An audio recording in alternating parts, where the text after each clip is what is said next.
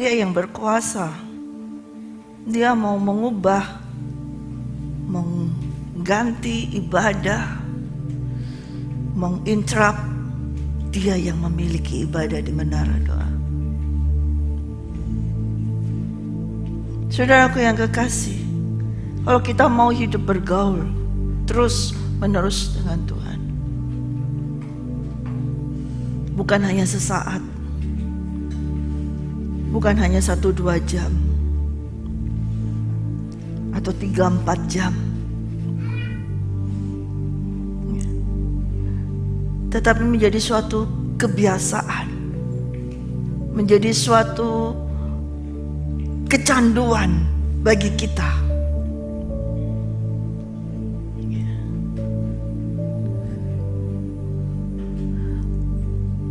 Bukan sesuatu yang saudara rencanakan, bukan sesuatu yang saudara atur sedemikian. Tapi kalau kita mau hidup bersama dengan Tuhan, kita yang harus masuk di dalam aturannya Dia. Jadi bukan aturannya kita lagi. Menurut kita aturannya step-stepnya 1, 2, 3, 4, 5, 6 sampai 10. Tapi kalau kita mau hidup bersama Tuhan, hidup bersama Tuhan itu sekarang, saudara, bukan nanti kalau meninggal. Sekarang ini harus hidup bersama dengan Tuhan. Sekarang ini harus bergaul dengan Tuhan. Baru nanti kalau kita selesai atau kita mengalami kematian, baru kita akan bersama-sama dengan Yesus selamanya. Tetapi itu mulai dari sekarang. Dimulai saat ini juga. Kalau kita tidak memulainya bergaul dengan Tuhan mulai dari saat sekarang, kita menunggu nanti. Sekarang hanya beribadah saja, sekarang hanya melayani saja seperti itu, seperti suatu kerutinitasan pelayanan seperti itu. Kita nanti akan menyesal, saudara, kalau kita melakukan hari-hari terakhir ini hanya sekedar rutinitas, hanya sekedar performa. Kita akan menyesal.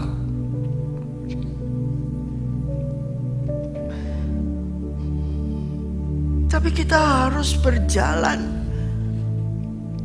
bergaul dengan Dia, dan menjadi terus menerus setiap hari. Mulai dari sekarang. Jangan sampai kita terlambat. Ya.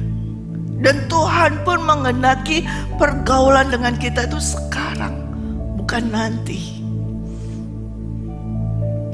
Di dalam bergaul dengan Tuhan, sudah saya sampaikan, tidak cukup dengan kita berdoa, tidak cukup dengan kita membaca Alkitab, tidak cukup dengan kita menyanyi suatu pujian penyembahan, tidak cukup dengan kita memberitakan firman, tidak cukup dengan kita melayani.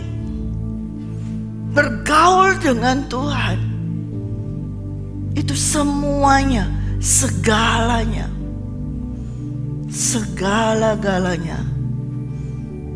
Kalau selama ini kita melayani Tuhan, ada hari-hari tertentu, betul kan? Ada hari-hari tertentu, ada jam-jam tertentu. Di luar jam tertentu itu, di luar hari tertentu itu, kita tidak melakukan pergaulan dengan Tuhan. Ya. Tetapi kalau hidup bergaul dengan Tuhan, walk in a habitual fellowship with God, seperti Henok, seperti Musa, ya, seperti Daud, seperti Elia, ya, seperti Rasul Paulus, seperti Tuhan Yesus bergaul dengan Allah Bapa. Itu pergaulannya, hidupnya setiap hari, setiap hari, setiap hari.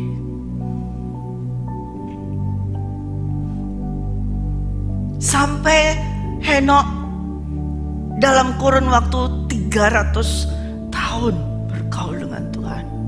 Musa seumur hidupnya dia 120 tahun. Waktu dia berjumpa dengan Tuhan ketika ia berusia 40 tahun. Katakanlah 80 tahun dia hidup dengan Tuhan. Daud dari muda dia sudah bergaul, terus sampai ia menjadi suntuk, dia bergaul dengan Tuhan. Elia pun demikian, dan dia bergaul dan dia diangkat oleh Tuhan. Rasul Paulus bergaul dengan Tuhan,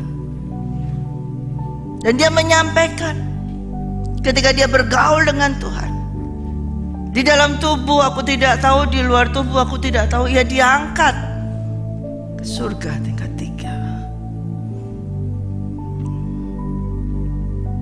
Yesus bergaul dengan Bapaknya setiap saat, setiap hari, sekalipun dia adalah Allah itu, tapi dia anak, dia bergaul dengan Bapaknya setiap hari, setiap hari, setiap saat. Dan dia diangkat, dia naik ke surga. Setiap orang yang bergaul dengan Allah Bapa harus naik ke surga, harus diangkat ke surga. Amin.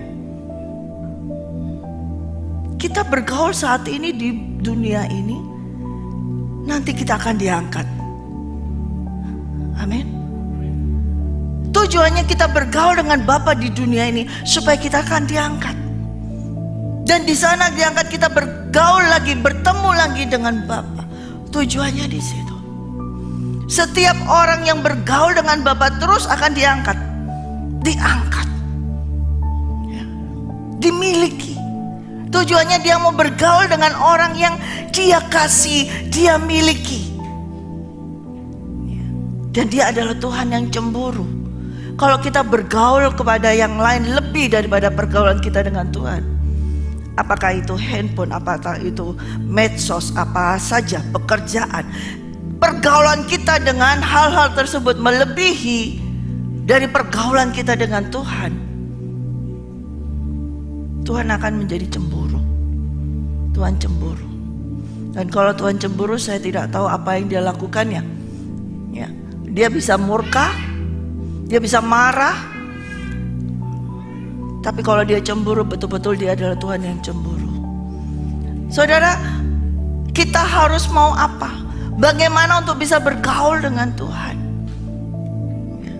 Hal apa sih yang harus dilakukan bergaul sama Tuhan? Sebetulnya tidak ada hal-hal yang harus kita lakukan untuk bergaul dengan Tuhan. Karena sebetulnya kita ini semua ini tidak layak untuk bisa bergaul dengan Tuhan Allah Bapa. Karena semua ini sudah terhisap dengan dosa, tidak layak. Oleh karena itu dia sendiri yang turun, dia sendiri yang menjamah kita, membuat kita layak, membuat kita berkenan untuk bisa bergaul dengan dia. Tidak ada satu manusia pun yang karena kebaikannya, karena effortnya, karena jerih payahnya, sehingga ia bisa bergaul dengan Bapa di surga, dengan Tuhan Yesus, tidak ada. Kalau ada seorang manusia, semua yang saya sampaikan, dari Henok, Musa, contoh-contoh mungkin ada yang lain, tapi yang saya ambil ada Henok, Musa, Daud, Elia, Rasul Paulus. Itu semua karena Bapa itu yang turun, Allah Bapa itu sendiri yang turun. Kemarin saya sampaikan bahwa Tuhan itu yang turun menjemput Musa, menutupi Musa dengan awan, supaya Musa dilindungi, supaya tidak bisa melihat kemuliaan wajahnya. Kalau dia bisa melihat, dia akan mati. Maka itu Musa ditutup dengan awan. Dan Tuhan berjalan di depan Musa, dan ia sendiri yang menyerukan, Tuhan, Tuhan, Tuhan, Allah. Jadi kalau kita bisa berseru, Tuhan, Tuhan, Engkaulah Allah yang Maha Kuasa, itu adalah karena Allah itu sendiri yang berseru di dalam hati kita. Tidak ada manusia yang bisa menyerukan itu, saudara. Hanya dia sendiri yang bisa menyerukan siapa dia. Amin, saudara. Makanya dia menyerukan itu. Itu menunjukkan bahwa dia yang memberi perkenanan itu supaya manusia ini berkenan. Daud dikatakan sebagai orang yang berkenan, hatinya berkenan kepada Tuhan. Apa sih yang dilakukan Daud? Banyak kesalahannya, banyak sekali yang dosa juga yang dia lakukan. Kalau kita memandang Daud seperti itu, kemudian kita berkata, kok bisa dia berkenan kepada Tuhan? Berarti boleh dong aku berbuat dosa. Berarti boleh dong aku melakukan hal-hal seperti Daud lakukan. Aku minta ampun, Tuhan berkenan. Tidak bisa seperti itu, saudara. Apa kata firman Tuhan bahwa Tuhan berkenan kepada Daud? Itu bukan karena usaha pekerjaan dari Daud yang membuat ia berkenan kepada Bapa. Hanya karena Tuhan Allah Bapa yang berkenan kepada Daud, supaya Daud jadi berkenan kepada dia. Demikian juga kita semua di sini, saudara.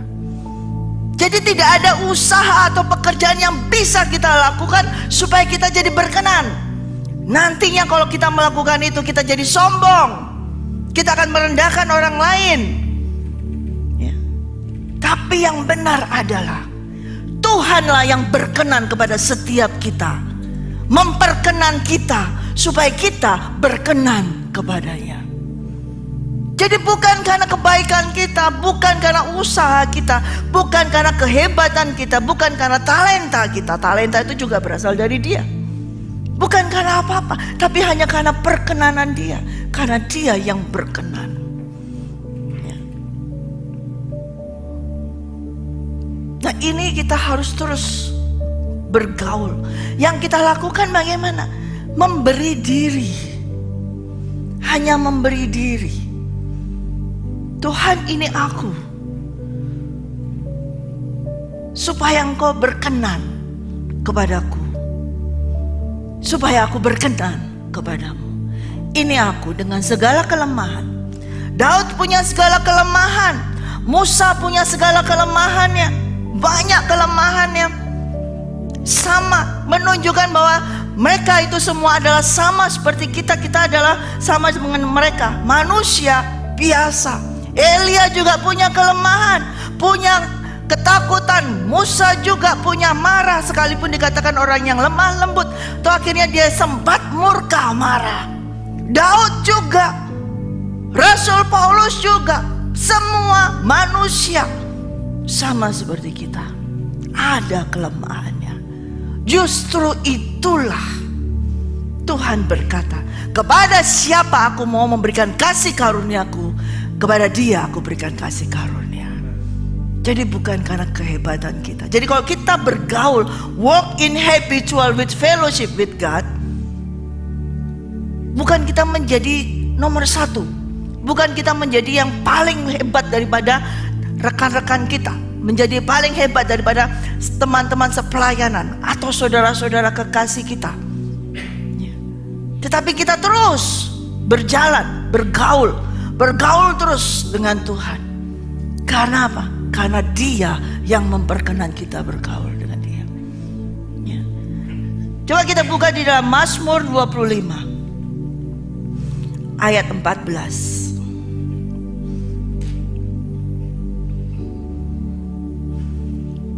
Tuhan bergaul karib dengan orang yang takut akan Dia, dan perjanjiannya diberitahukannya kepada mereka. Saya ulang lagi, sama-sama kita mau membacanya. Sudah menemukan? 1, 2, 3. Tuhan bergaul karib dengan orang yang takut akan Dia, dan perjanjiannya diberitahukannya kepada mereka. Jadi Tuhan akan bergaul karib dengan orang yang takut akan Dia. Orang yang takut akan Tuhan itu adalah orang yang memiliki apa? Menghormati Dia, menyembah Dia, yang menunjukkan kasihnya kepada Dia, yang tunduk, taat, dan setia. Itu adalah orang yang takut akan Dia. Dan kepada orang yang demikian, Tuhan akan bergaul karib. Bukan kepada orang yang hebat, bukan kepada orang yang kaya, bukan kepada orang yang wow luar biasa, tetapi Tuhan akan bergaul karib dengan orang yang takut akan Dia. Berarti ada roh penundukan diri di dalamnya. Berarti ada roh takut akan Allah. Berarti apa? Ada Roh Kudus menguasai orang tersebut. Amin. Sebab tanpa Roh Kudus orang tidak akan bisa takut kepada Tuhan. Betul nggak? Kalau nggak ada Roh Kudus orang tidak takut akan Tuhan. Buktinya apa? Dia jatuh dalam dosa, dia melakukan dosa. Orang yang melakukan dosa berarti ia tidak takut akan Tuhan. Orang yang terus berbuat dosa berarti ia tidak takut akan Tuhan. Orang yang suka membunuh terus, kerjaannya membunuh, dia tidak takut akan Tuhan. Karena bagi dia itu adalah tidak ada Tuhan. Dia yang berkuasa, dia yang menguasai setiap manusia. Makanya dia bunuh orang seenaknya sendiri. Pada saat itu Rasul Paulus menjadi orang yang berkuasa. Dia bunuh semua orang yang mengikuti Yesus. Setiap orang yang mengikuti dia bunuh. Dia berasa dia yang paling ngerti tentang Taurat. Dia yang paling berkuasa.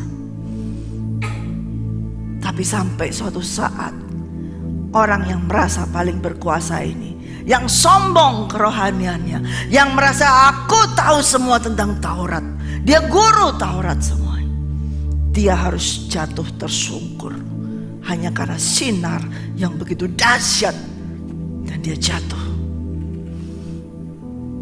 Jadi Tuhan menunjukkan, kamu kena sinar, sehebat apapun kamu kena sinar ini, kamu jatuh, gak bisa apa-apa. Itu baru sinar, bukan pedang, tidak pedang. Tapi sinar yang dahsyat itu membuat Rasul Paulus jatuh dan menjadi buta. Di situ dia baru sadar apa yang dia lakukan selama ini, dosa yang dia lakukan selama ini. Dan dia langsung bersuruh, Tuhan, kok bisa tahu cuman sinar di ini kan? Dia langsung, Tuhan. Sama Musa juga begitu tahu ada semak belukar yang terbakar tapi tidak terbakar. Kemudian ada suara yang berseru, Musa, Musa. Dia langsung jawab, Tuhan. Setiap orang yang melihat Tuhan lewat langsung tahu itu Tuhan.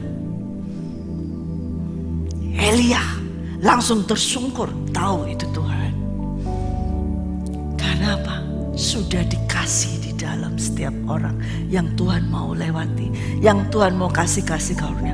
Rohnya sudah diberikan, sehingga Roh Kudus yang ada di dalam kita bisa mengidentifikasi, bisa merespon Roh Allah yang datang.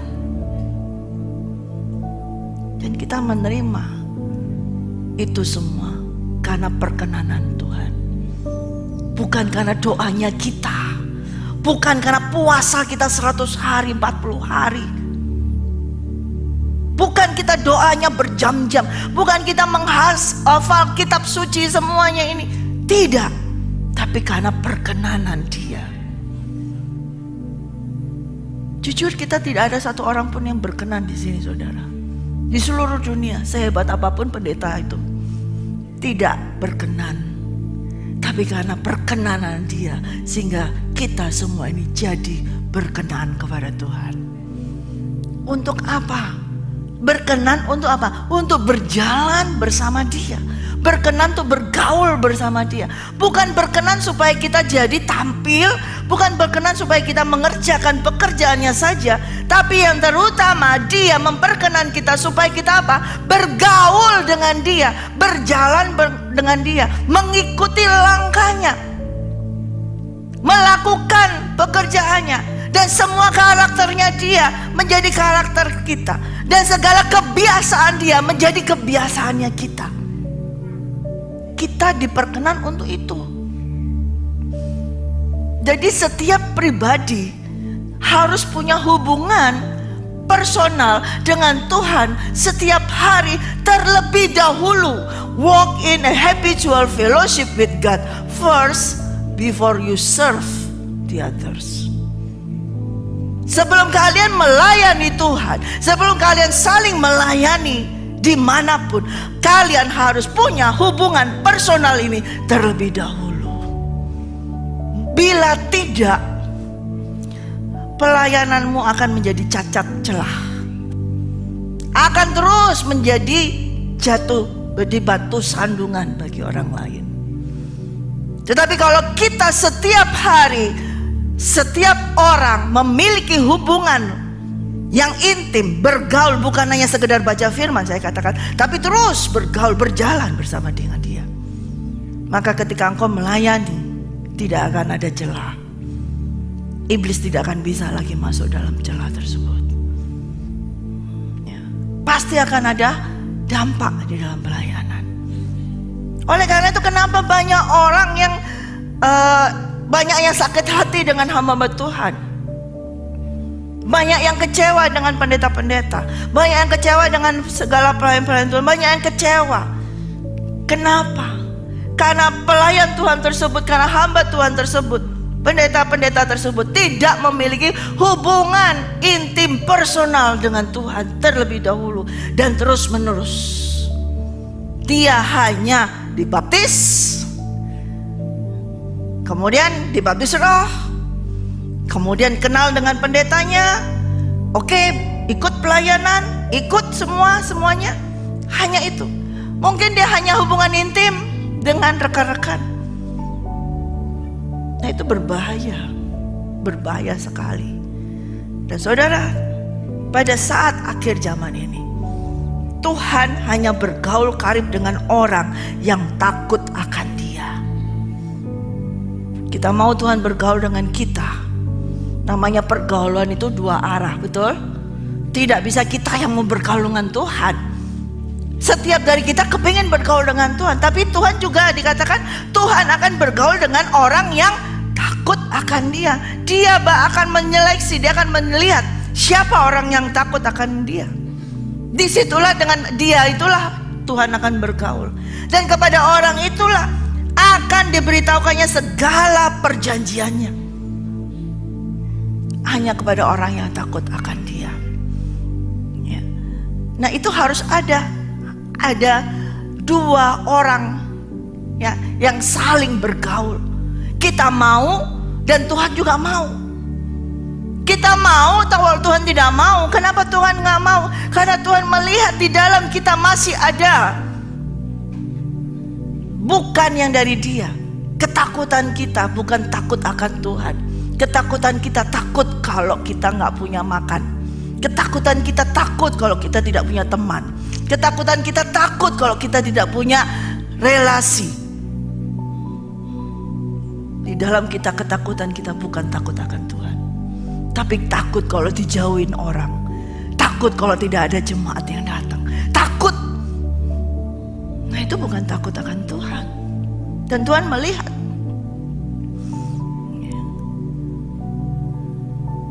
Kita buka satu ayat lagi dalam Amsal 3.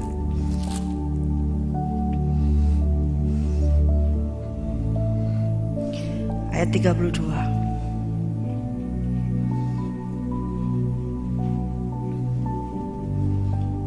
Karena orang yang sesat adalah kekejian bagi Tuhan, tetapi dengan orang jujur ia bergaul erat. Sekali lagi sama-sama. Karena orang yang sesat adalah kekejian bagi Tuhan, tetapi dengan orang jujur ia bergaul erat. Tadi dia hanya bergaul dengan orang yang takut akan Dia, dan dia akan bergaul dengan orang yang jujur. Orang jujur, saudara tahu orang jujur? Jujur itu gimana? Itu belum itu. Jujur itu gimana? Ya. Orang yang tidak mau kompromi dengan dosa. Orang yang terus hidupnya seperti dengan Tuhan, tegak lurus dengan Tuhan, lurus berdiri bersama dengan Tuhan, lurus, tidak pernah menyimpang sedikit pun, tapi lurus dengan Tuhan. For the birds are an abomination, extremely disgusting, detestable of the Lord, but His confidential communion and secret counsel are with the uncompromisingly righteous.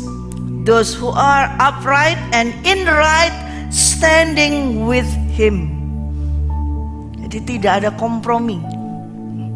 Itu orang jujur. Ya. Straight, lurus dengan Tuhan. Ya.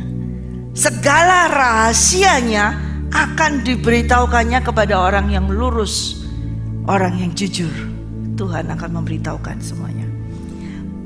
Ya, persekutuan yang rahasia, secret. Jadi Tuhan bergaul karib erat, itu secret. Dia bergaul erat dengan orang yang jujur. Erat di sini suatu persekutuan yang intim dan rahasia. Kalau secara umum dia bergaul umum dengan yang lain, fellowship yang lain. Tapi ada persekutuan rahasia. Dan itu hanya kepada orang-orang tertentu saja yang jujur, yang takut akan Tuhan. Secara general dia berfellowship dengan semua orang. Tuhan berkata, bila 2 atau 3 orang berkumpul, di situ aku hadir. Itu Tuhan berfellowship. 2 atau 3 berarti ada berapa orang? 4 sama Tuhan, ya kan? Paling tidak kan? Tapi yang namanya persekutuan rahasia itu hanya 2 orang, seperti suami istri. Dan yang hanya rahasia ini tidak bisa kepada semua orang. Dia hanya adakan persekutuan rahasia kepada orang yang jujur, murni, lurus, tidak kompromi, tidak melirik sedikit pun, tidak. Kencang, lurus seperti Tuhan tegak lurus. Kadang-kadang kita masih suka lirik kan, skala lirik. Walaupun nggak noleh tapi ngelirik kan Budi, ya kan, suka ngelirik gitu kan, walaupun nggak noleh. Tapi yang namanya jujur ini tidak mau kompromi, tidak ada lirikan ke kanan ke kiri, lurus matanya kepada Tuhan. Nah, kepada orang yang demikianlah Tuhan mengadakan hubungan yang sangat rahasia. Amin. Kita mau kan? Karena Tuhan mau. Oleh karena itu beri hatimu, beri dirimu, jangan batasi. Ya, jangan batasi. Tadi saya mengalami sesuatu di situ. Ya, saya tidak tahu kenapa, juga saya nggak ngerti kenapa kok di sini kok kaget juga, tiba-tiba hilang aja begitu. Ya. Dan ketika itu saya melihat saya di bawah, ya, dari tempat di belakang sini. Ketika siapa tadi yang menyanyi di sini saya tidak tahu. Ya. Dari atasnya itu ada tangga naik seperti ular begini, tapi putih, naik terus sampai ke atas. Tidak ada pegangannya, hanya stepnya aja. Dan tidak ada yang mengikat, hanya kayu begini, tak gini, putih, tidak ada pegangannya. Itu naik dan melingkup dan sampai ke atas, sampai tinggi, mengecil ke atas sampai kepada tahta putih. Itu saya melihat banyak sekali orang di bawah memakai baju putih, ya. Tetapi mengalami kesukaran ketika untuk naik ke atas itu, ya. Belum bisa karena nggak biasa, tidak ada pegangannya. Semua sudah memakai pakaian putih tapi sukar untuk naiknya itu. Itu yang saya lihat tadi. Dan Tuhan sampaikan, bawa mereka untuk naik, ajak mereka untuk naik.